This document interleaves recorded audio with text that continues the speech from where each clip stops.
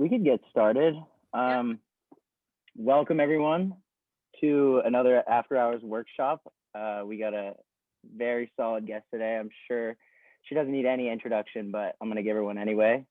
You probably know her from the line outside of her office on the third floor of Allen, or Creative Strat, or anywhere around the third floor of Allen pretty much.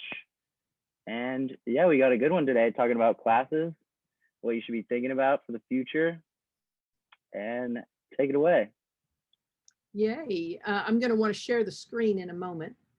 So if you'll give me you got the power. Okay, great. Well, and here's what I love. I've had almost everybody on the screen in class. And that reminds me that this UO ad fam that I like to talk about and that the faculty believes in is very real, right? I mean, we're connected, even during unprecedented, shitty, horrible, how do we do this? Where are we going? For every one of us, right?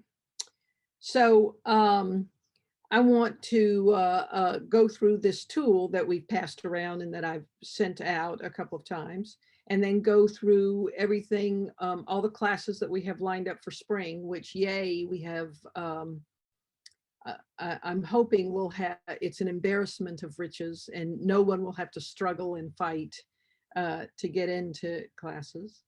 And then also in the remaining time, take some questions about who am I? Where do I go with this? You know, what are the trends, etc.? Because right now, one of the things you should be looking at on your long to-do list of things that you should be doing, and I realize how that feels like a burden, but still, let's call it a moment. One of the things you should be doing is thinking about the trends of the industry, thinking about titles, thinking about the type of places, not necessarily agencies, but agencies, clients, nonprofits, startups, all of those possibilities where we've placed people before, but where you might be the first one to find this little beautiful niche area. Here's what I know. The skills and the way of thinking that you all are exposed to and develop here have absolutely everything to do with that beautiful, broad creative industry.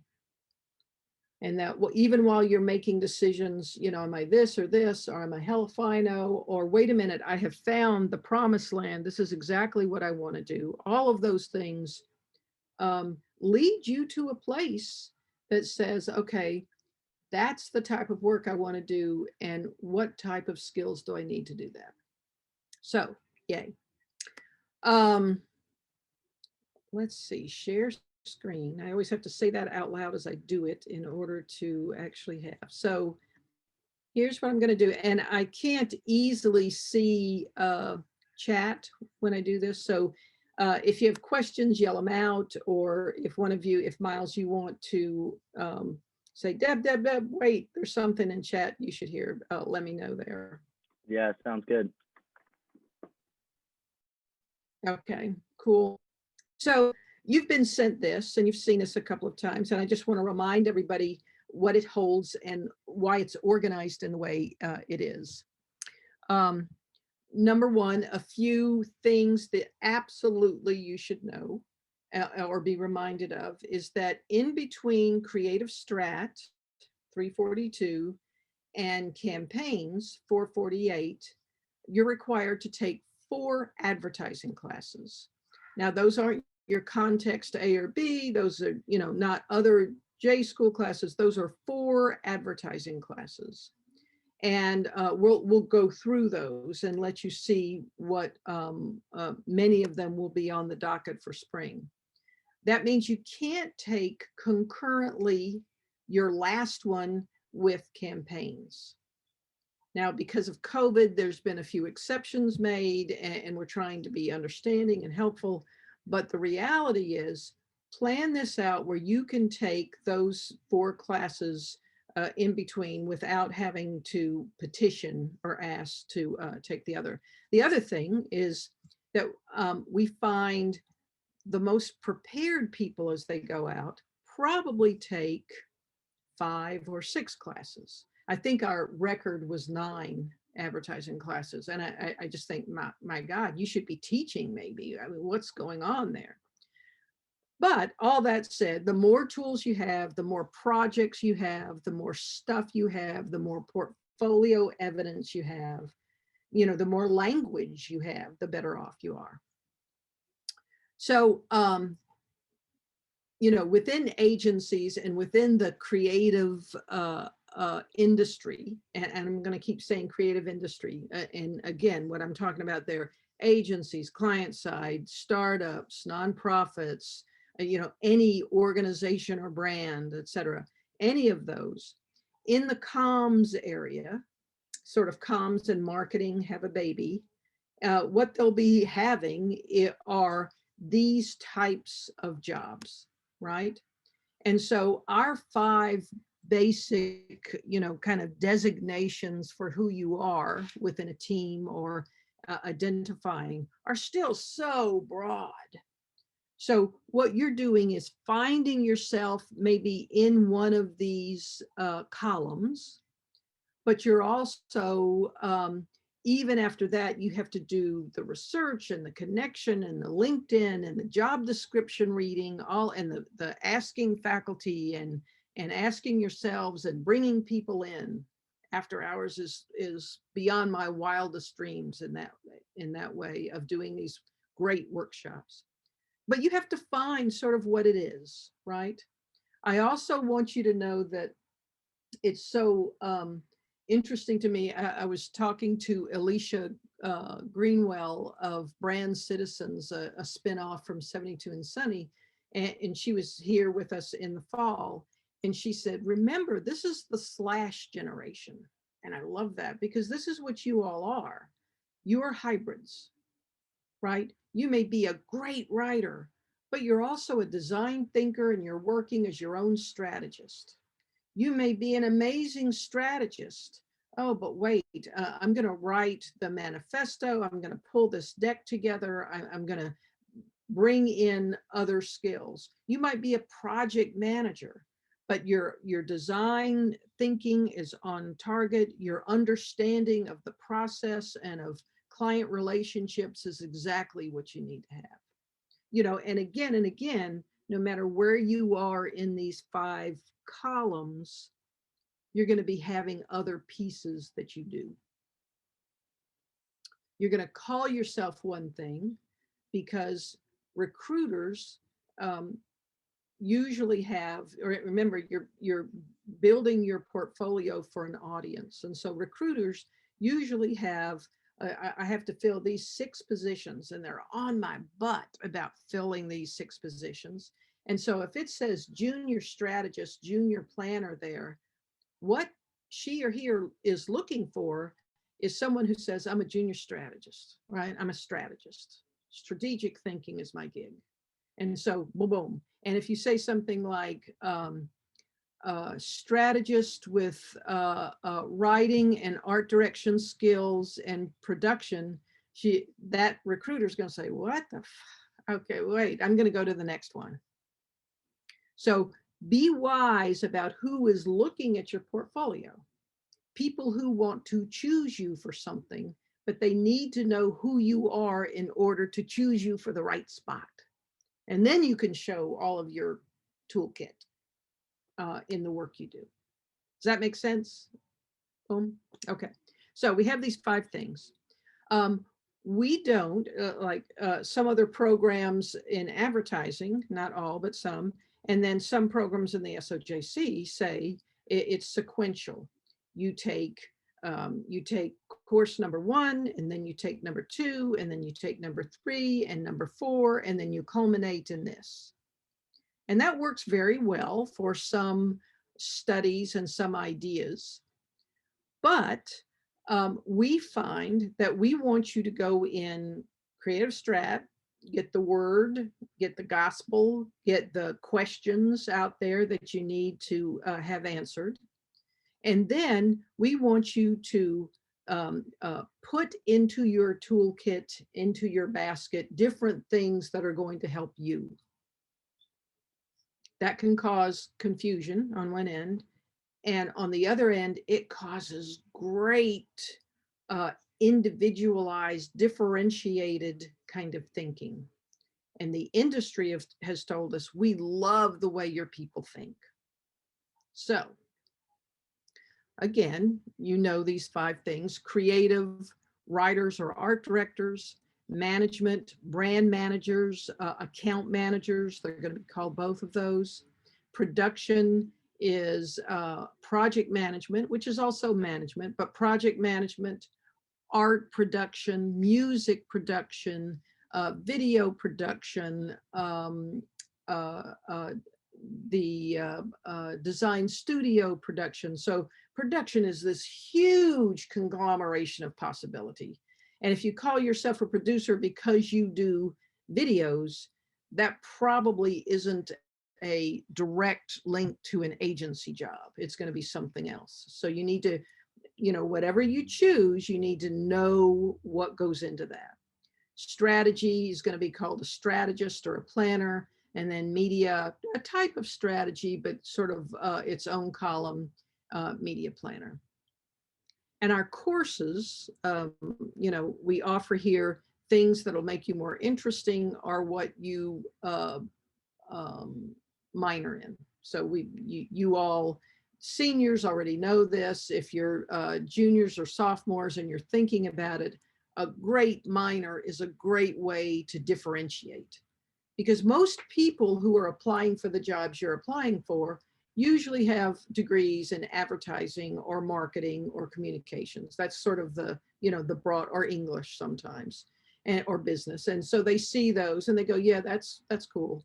But what will make you stand out are, well, I have a minor in entrepreneurship, or I have a minor in sports business or global health or queer studies or gender study, right? Those are the things that you'll get questions about in your interviews. And it can also help you shape portfolio stuff. So we're going to go over the classes, but I just want to remind you of this, and I've sent it 47,000 times, but if anybody needs it again, let me know and we can send it out again. All the classes in boldface are advertising classes. Those would be the 4 that you would take in between, right? 4 or 6 or 8 or whatever. And you should be thinking about, what types of classes would work best for the type of thing that you're going to do. And even if you're unsure, you're probably unsure to the extent of, well, it's this or this. And there's a lot of overlap. And you'll be in almost all of those classes. Some are very specialized, but in almost all of those classes, you'll be with people of different, different expertise in there. And then I want to jump on classes, but right, any kind of big ideas, big issues, big questions about thinking through why you would take something over another, or well, are these 5 things, or blah, blah, blah. Any other question? Anything in chat? Looks like we have someone in the waiting room. Do we want to let him in, Liam? I'm going to jump in with a question just because Okay. I want to, but I am like the worst when it comes to getting into classes. Deb knows this. What are your let's say top 3 things people should do to get ahead of the game? Is that jumping into advising? Like, what are the things, like making your own game plan, writing it out? What should people do to not end up like me? Well, and a couple of things go on there. One, this is pulling the lens way up, but why does that happen? We have 700 majors, and the university is in a hiring freeze. So we only have so many courses which can be taught, and we have so many students, and how do we do that? And so we've gotten caught for 2 terms. Besides the general clusterfuckery of COVID, we've had even more piled on top of that with real issues of capacity, so there's that. You can't help that. I wish I could help it more. But I think, yes, advising, right? You should see a faculty advisor and an academic advisor every term. You should be talking. You have a specific faculty advisor, but you can talk to anybody, but you have one who's ready there with your name and his or her name ready, right? And then academic advising is there to help you get out of here. And faculty advising is to help you get your expertise and get ready, right? So we have that. I would make a game plan when you see the course schedule is out and you compare it to this and you think, well, here, are the 5 classes I would love to get into, and I'm going to try for that. And seniors should have obviously less of a problem than sophomores, juniors do, right? So that's the non-answer to a real problem. But I think you're right. Planning ahead, kind of knowing direction of what you would like to be in, understanding why that's important. And so if you did have to write a note to the associate dean to let you into something, it's not, I'm hysterical and I want to get into this class because I can't get into anything. Instead, it's my area of emphasis is strategy. And I've been looking to be in this class for 2 terms, and I realize it fills, but I would like to, have the opportunity to take this before I graduate, kind of thing.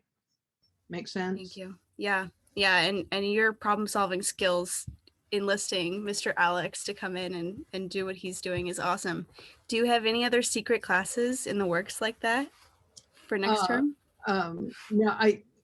No, that happened because I said, we are crazed and I can't go to someone in industry and say, well, you have 2 days to put a class together.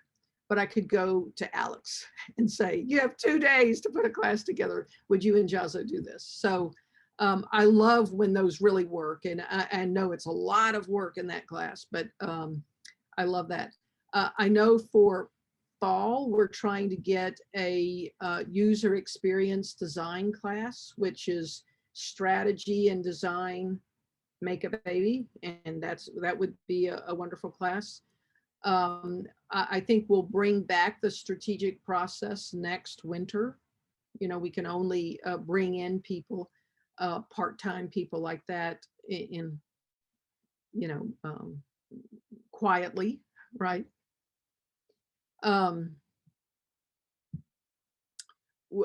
I know we would like to have an advertising and advocacy class, which we're trying to work on too. So we'll see.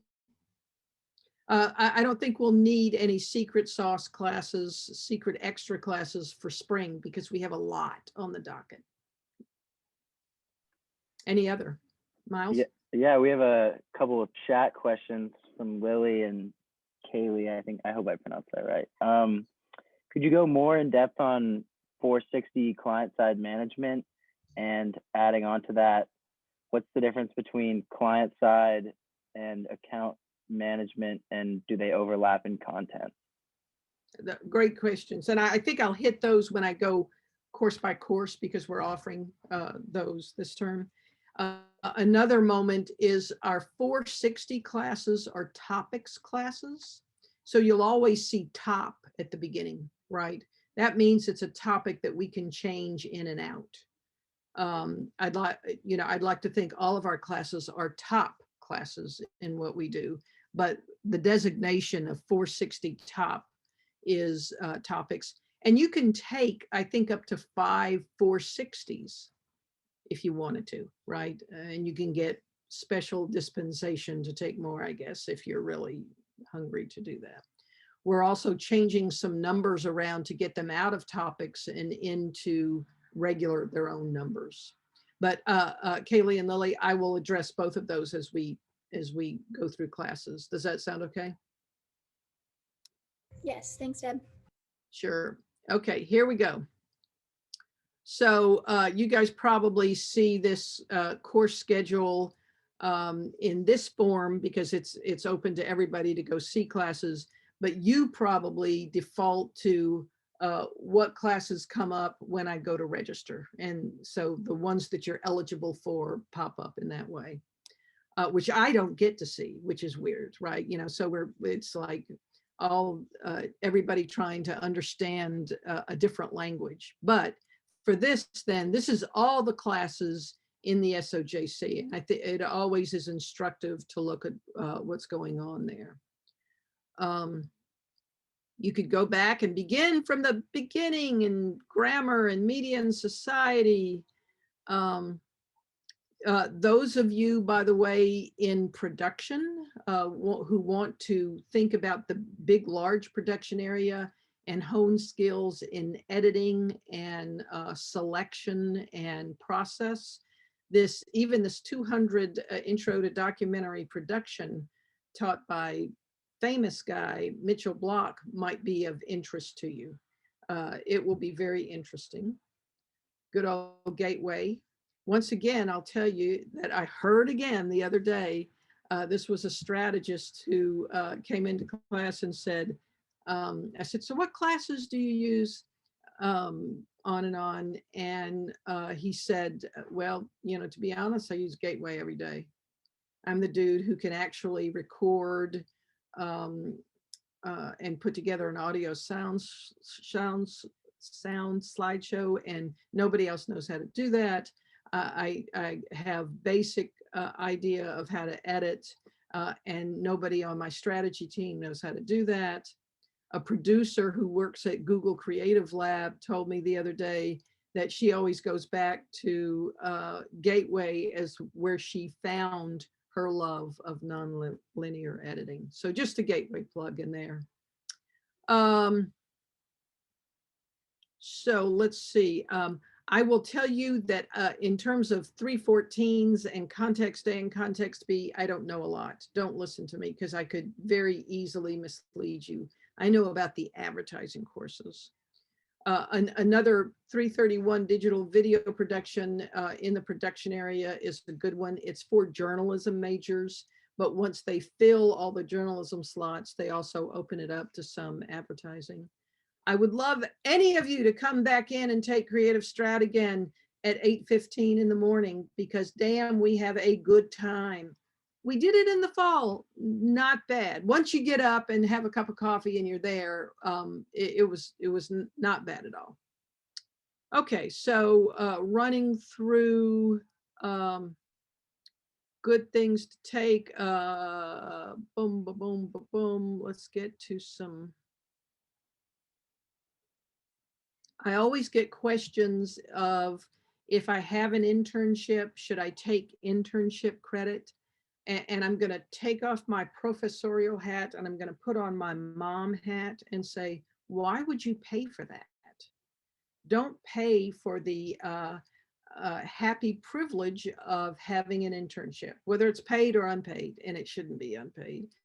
But don't, unless you really need credits, and I would much rather you spend those credits in a class that will give you a skill and not pay for an internship experience. So whenever you come to me and say, would you help me, would you support this internship? I'll say yes, but I don't think you should be paying for internship credits.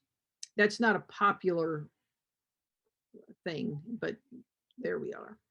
Okay, so here we're going. Everybody knows that a topography workshop, 1 weekend workshop with Stephen Asbury kind of changes you into the type nerd you should always have been.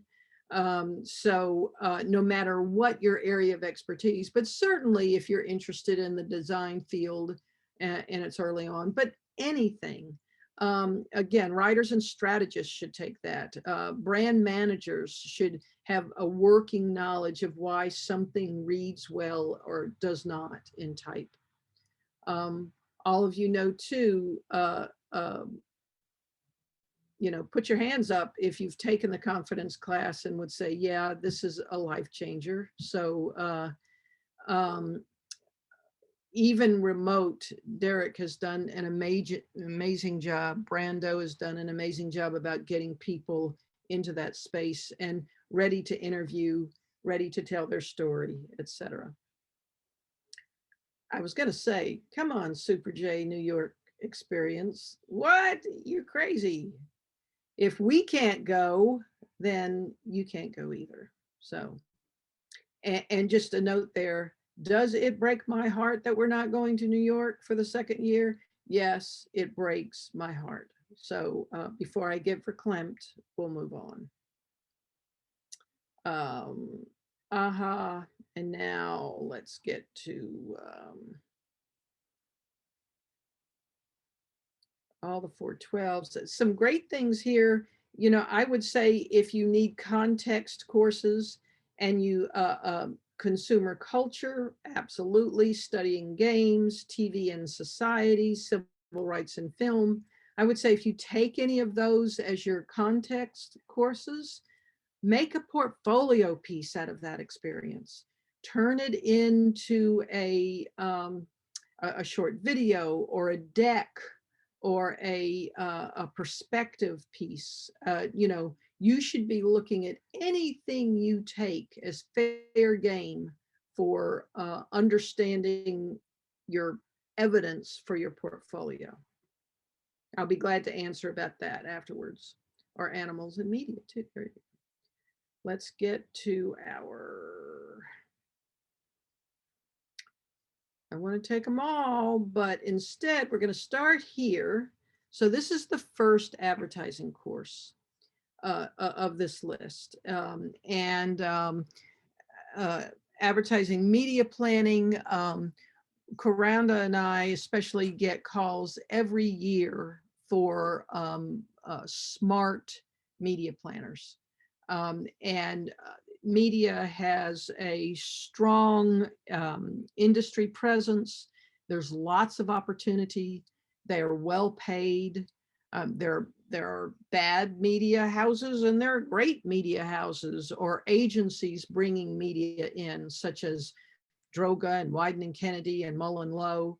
So this is a class based on, again, some numeracy, spreadsheets, strategic decisions, understanding channels, etc. Senyo Ofori Parku worked as a media planner and is charming and wonderful and brings such a presence to that class. Account management and to our questions, also client-side management. Obviously, there's a little bit of overlap just out of smart managerial presence, but the differences are real, right? So brand and account management as taught by Chris Chavez, who worked as one for 10 years, is really about building relationships between agency and client brand. And client-side management is about internal relationships as well as how do you manage the process of working with an agency? You know, what type of assets do you need to have on the brand side? What should you be developing? So Suzanne Gorham teaches that, and she owns her own agency and is oftentimes working with small places and helping them develop those skills. So to that question, J444 agency account management and 460 client-side management, a little bit of overlap, kind of different perspectives, and some different tools are being sharpened there. Whenever it comes time for you to take campaigns, if you are eligible for campaigns, you will have a spot, right? So we have 100 million campaign sections. We have 7 campaign sections in the spring. We'll have campaigns in the summer. Then we'll have 2 in fall, and then 4 in winter, and then 7 in spring. is how that usually rolls.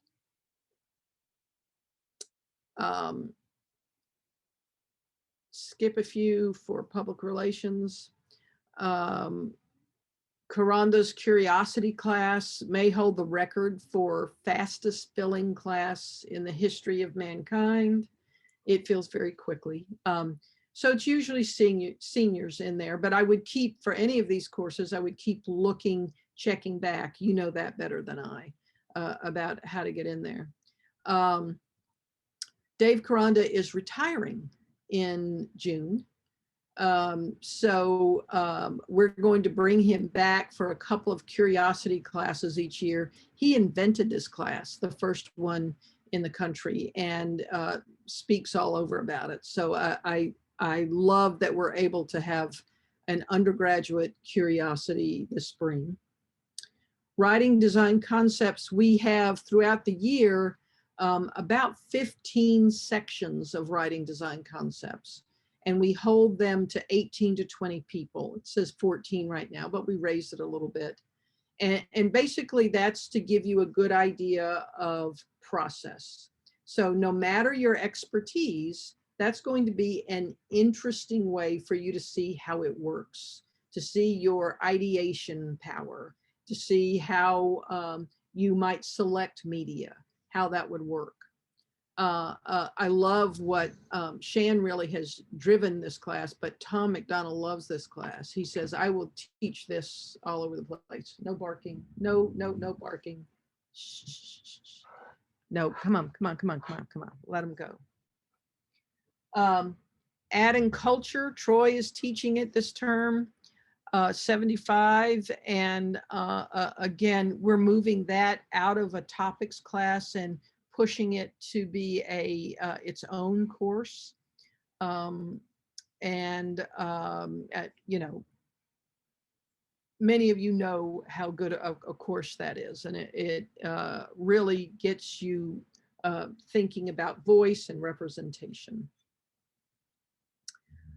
Kim Sheehan teaches, the most evil dog in our neighborhood is passing by, and so Zeus wants to shoot the finger and call him dirty names out the window. So that's what we're having right here. No, it's okay. Just let him alone. Go with God. Baloo. Yeah, that's right. Brand responsibility is now has become a keynote class for us and an important class. Our master's in brand responsibility has grown exponentially, so we love that. Brand responsibility is for any of the expertise, and you can carve out projects that go along with what your portfolio wants, right? I mean, so you can have the perspective on any project in any of these classes that fulfills what you want to have. Kim Sheehan is amazing, and I love that we have that on the undergraduate level as well as the graduate degree. Rickert and idea smithing, creatives and strategists especially do very well, you know, have possibility here. And Bob's idea is to get portfolios out of that, to fast timeline, and to make sure everybody gets the chance to build at least one portfolio piece that they'll continue to work on. Ewald is going to do his speciality of design and tech, very forward thinking, and the ability to you know, drive design thinking no matter your expertise. And so again, a wonderful place for you to build out skills. Suzanne also teaches, as well as client-side management, leadership tools, and we have found, yes, account managers, strategists, many creatives have landed in there. And the leadership tools is, you know, thinks about how you frame your career as well as your first job. both are important. And not to put pressure on you, but one more thing for you to be worrying about beyond a first job is how you kind of carve out those 5 years, that 5-year plan. We're also very excited that Troy has developed a class that will keep in rotation now, Branding Black Culture. And it's a historical, cultural look at how Black culture has entered the branding process, has entered the idea of when culture and commerce meet. So we'll be using this. He's teaching that right now, and we'll also be doing it in spring, and we hope twice next year, and trying to keep that at 30 rather than growing it to the 150 who want to take it, right? And then again, one of my favorite classes, I used to teach this quite a bit, so is Kim Sheehan, and now Senyo, who does a lot of his research in environmental advertising and environmental justice. Green Brand Strategy is a great course if you're interested in those issues. So I'm looking at this, and we have 1, 2, 3, 4, 5, 6, 7, 8, 9, 10, 11, 12 courses. Some of them specialized, some of them broad for any expertise.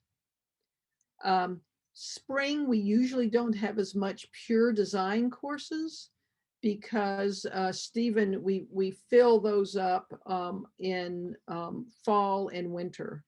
And then Stephen does a lot of work on flux, etc. as we go there. So I'm going to stop share and then take any questions, take anything that you want to talk through. Problems, happinesses, dreams, joy, any of those things. Hit me.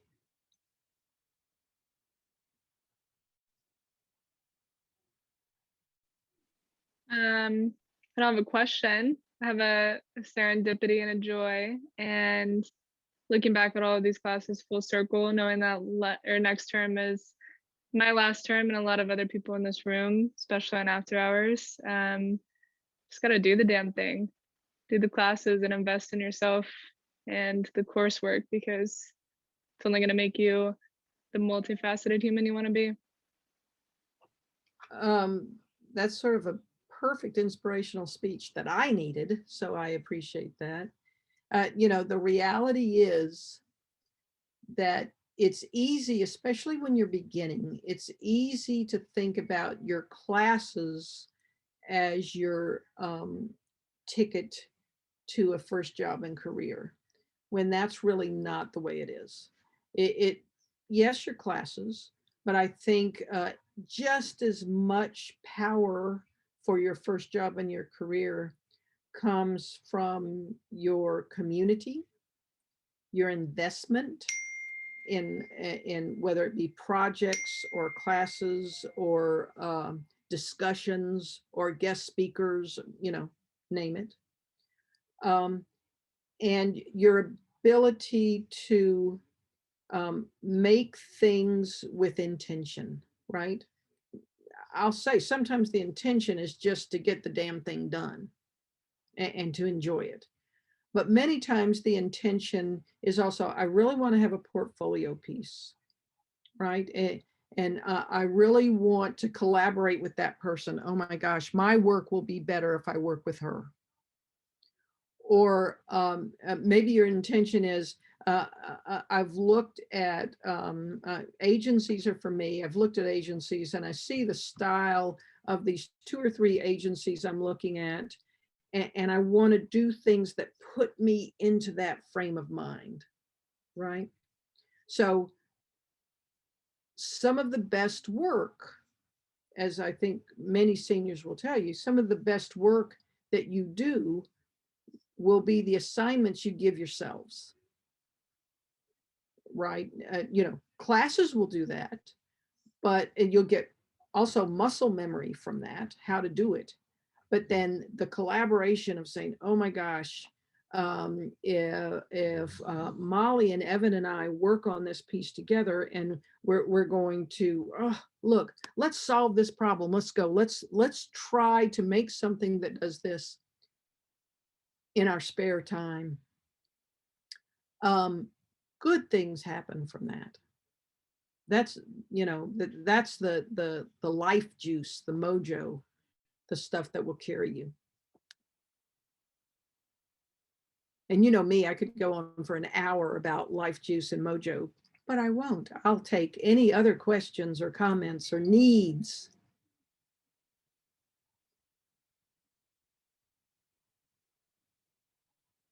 I got something I could add. I know we were just talking about J classes and all that, and honestly, my first piece of advice would just be, even if you're not too sure about a class, just take it, and if you don't like it, then that itself is a valuable lesson. And another thing would be, I know you need your J classes for a requirement, but I would say look outside of the J school. Like, I took a intro to comics class, and it was like one of my favorite classes I've ever taken here, and it introduced me into this whole world of like art styles and art direction also, and I feel like I incorporated that into my work in the ad school. So I think it's also broader than just the ad school too. There's a bunch of other things. Absolutely. And one, you should get fulfillment from those classes, but two, man, what a great place to build a portfolio piece. And you know, many examples, and one that I've used with many of you before is Page to Page.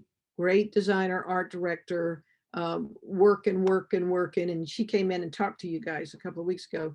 And when she took a philosophy class, I loved this so much. When she took a philosophy class, gang, she, you know, they gave her the 7 different flavors of philosophy, and she ended up making an amazing poster series that had stickers and beautiful ephemeral pieces that went along with the poster series that organized those 7 philosophical stands. You know, and it was, here's the deal, you differentiate yourself. Nobody else, Lauren Renke, the Wyden and Kennedy recruiter, when she looked at Paige's book, she says, oh my God, she's doing things that's so different than everybody else. I am going to follow her career. And you want a recruiter to say that, right? You want someone to say they're doing things differently than everybody else does. So much of your competition is going to present a resume and a LinkedIn and a portfolio of ad campaigns that are done in sort of a usual legacy way. And we don't do that. And I would say probably most of you don't want to go to an agency that does advertising in a usual legacy way. So you need to model and think about, how do you differentiate yourself?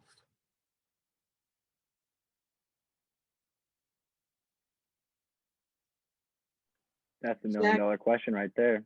Good. Where's that? On that same note, so like just kind of like being a senior, and I think I've asked you this question before, but I mean, just kind of like, okay, how would you advise that, just like whether you're a senior or just you're, you know, like a sophomore, freshman, whatever, like how would you advise just like folks go about finding that balance, especially for creatives, between passion project, you know, like devoting yourself to passion projects, and of course, well, you know, like, you know, developing projects or campaigns in your classes. So how, yeah, just kind of like finding that balance. Yeah. Well, you know, it is this, right? And you and I've talked about it because I gave you a review of your portfolio. Great stuff, passion here, and I think a lot of people, kind of fall into the stuff that says my passion projects are going to burst with energy, and then I have my advertising, right?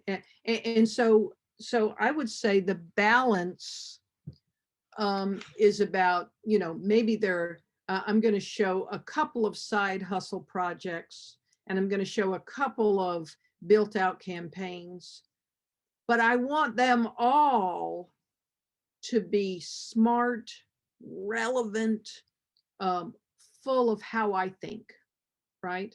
And I think a lot of times we get lost in my passion projects are going to be so amazing and beautiful and joyful and mojo filled.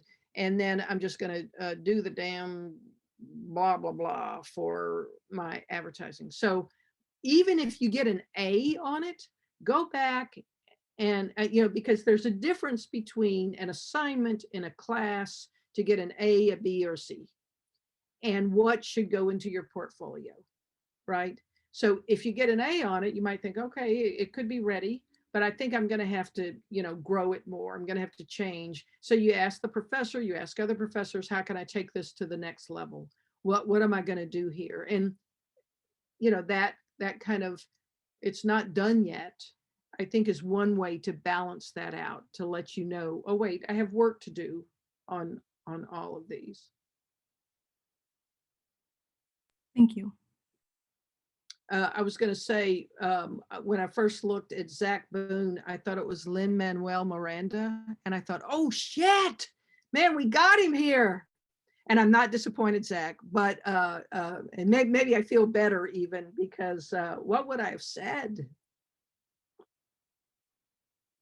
I have never heard that before. That's interesting. Well, I full compliment on board there. We should try to bring him in. You've inspired me. Miles has the connects. Yeah. I mean, not for Lin-Manuel Miranda, but I'm down. I could probably work something out. 6 degrees of separation from anybody, right? That's the way. Also, this was meant to be a direct message, but it went to everyone. But Client if you side. wanted to learn more about client side, definitely take a read. And it isn't quite as fast paced in a way, but but that's true. And so you know what, if you're heavily into the creative area and you take client side management, you are probably going to pull a wonderful tool. You're going to know how clients think. That's beautiful, right? And so the whole purpose of this non-sequential way of building your classes is to let you go think differently. I have a quick thing to add on the topic of portfolio, like spec work with ads versus passion projects. As a copywriter, I am always thinking about ways that I can show myself in ad campaigns instead of just being like what Deb was saying, the legacy, traditional, you got your print executions and you call it a day. And I did this one speculative, which people call spec work campaign, and idea smithing for Pepto-Bismol, because Bob Ricker was like, go to 7-Eleven, pick a brand, do something with it, right? And I was like, Pepto-Bismol, everyone knows what that is. It's cool, but I don't know any advertising about it. Haven't seen anything fun around it. And it's kind of a funny, like, household item. So I took what my amazing strategist did for me, and I tried to incorporate my own voice, which was attempting to be funny and make fun of Pepto-Bismol as something that gave you like unapologetic freedom to go off and do anything you want. Jenna, don't show it. Yes. No, that's not what I was looking for. But anyway, it is a very traditional focused ad campaign. It's not tackling any particular social issue. But you know what? It's the type of thing, it's quick, it's simple, it's smart, and it lets you have a voice, right? That's exactly one of the, you have to think about all the pieces of your portfolio are really kind of a constellation. And Yeah. so somehow this connects to this, connects to this, connects to this, right? And so together they're making that statement. Now you could balance that with a long copy, you know, a long copy campaign for the Atlantic that would be very, very narrow targeted, right? Very different than that. But man, they're looking at this and they're going, okay, that's different. Yeah, absolutely. And so full circle to the Pepto-Bismol story, you can put yourself into absolutely anything you want. Even a traditional spec campaign can have personality. And you just gotta try. Absolutely. And I hate all of you for showing that, but thank you.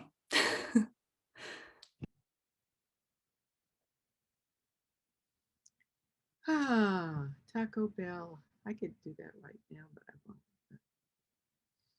won't. So what else? Tell me something else. Ask. Point.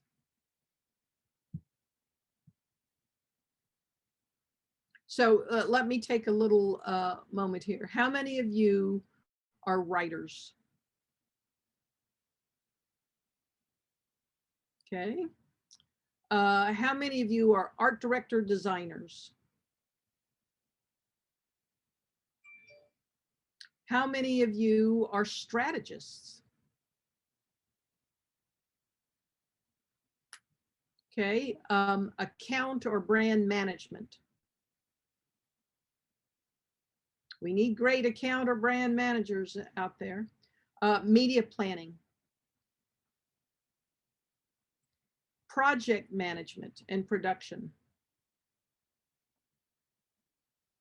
Okay. Okay.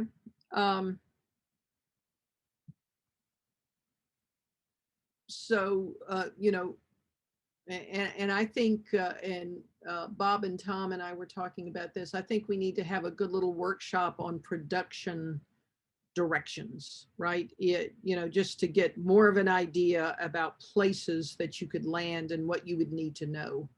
And so much of production is not necessarily a set of classes as much as it is a way, again, of thinking and understanding process, and then tools. I can edit well, I can shoot, I understand design, I understand the process. We have people going into art production, which is, you know, again, a different animal, and you're looking at other people's portfolios to try to pull them into the process. So yay. Yeah, we're coming up right on an hour, which is sweet spot. Just if any other closing questions or anything we want to say. Ooh, from Jennifer, what's the best way to connect with you? Good old email, and if I don't answer on the first one, maybe something in the subject heading that says, "Damn it, Deb, I'm trying to get a hold of," and then my Catholic guilt takes over, and I immediately answer you there, or you know, Twitter DMs or whatever. Do what you need to do. But yes, I miss you too, and I would love to talk. And then also, before we head out, just wanted to give a quick plug to the After Hours internship program. For anyone in here who wants to apply, please do. It's closing soon. And we'd love to get some people on the team because most of us are seniors and we're grinding out here. Yeah, That's that's great. basically every position needs to be filled. So head on over. Well, and let's put that out on a major's big blast, and as well as yours. And I want to remind everybody too that in applying for things, you know, we don't want people to be in both AHA and Ad Team, as example. I love After Hours, and one other thing, I love taking up space and something else. You know, so I think you want to you know, we want to spread the joy. And with 700 majors, we want to put as many people as we can into making and leading and collaborating positions. And another reason I just love After Hours, because you guys have developed a community around that. I had a quick question. How many positions are open for the internship right now? How There many? are 6 positions are open. Yes. And if you go on Instagram and just go at After Hours UO, click the link, it'll take you right to the application. Awesome, thank you. And Maddie, I'm about to sneeze. I'm not crying about this. Bless you. Didn't you guys talk about that in Creative Strat today? We did. Yep, very off the cuff. Hope it did something. Good. Yeah, I'm sure I'll get questions, and I wanted to make sure. Did they? Yes, they did. Okay. It closes tomorrow at midnight, but it's quick and easy. Well, I Don't will worry. push it in my end of week little note to, well, basically to Lily, Nick, Veronica, and Isaac. That they'll see it. As far as Okay. oh, I'm sorry. Go ahead. As far as the application process goes, how do you feel about people submitting applications for multiple positions? Is that allowed? Are you cool with that kind of stuff? Do it. I mean, I'm always under the impression that like you might walk into an interview thinking that you want this specific position, then we meet you and we're like, oh my God, you are our next XYZ. So it never hurts. Just show us some personality, like be yourself. Do whatever you feel like you want to apply to, but there's always like, you're not bounding yourself by one thing. Like Maddie said in the chat, like everyone's a strategist, like everyone is a writer, everyone is a creative to an extent. Like I'm just bad at Photoshop, but you know, we all try. But yeah, feel free to apply for whatever or however many. Yeah, adding on to that, like 2.5 years ago or something, I applied to After Hours, and on my application, I'm pretty sure I don't even know what position I'm applying for. Walk in, had an interview, You did. and they were like, all right, well, we got this position open, workshop director. And I was like, I'll take it. Bam. And here I am 2 years later. Perfect for it. So just apply. We can figure it out later. And think about what you can say around that on a resume. You know, it should reflect the planning, the network, the collaboration, the knowledge of industry, you know, all of those things kind of come to the fore when you're telling your story. Oh, and Luke, all of those down. Luke, I was adding you to my list who will get my my 342 shout out about this. And Molly. Okay, more. Yeah. Okay, gang. Well, thank you so much. Please, if you have any questions, you know, come at me. You know how to find me. And Zeus and Zarko all here. Yeah. Thanks for coming, everyone. Thanks, see you next week. guys. Bye, guys.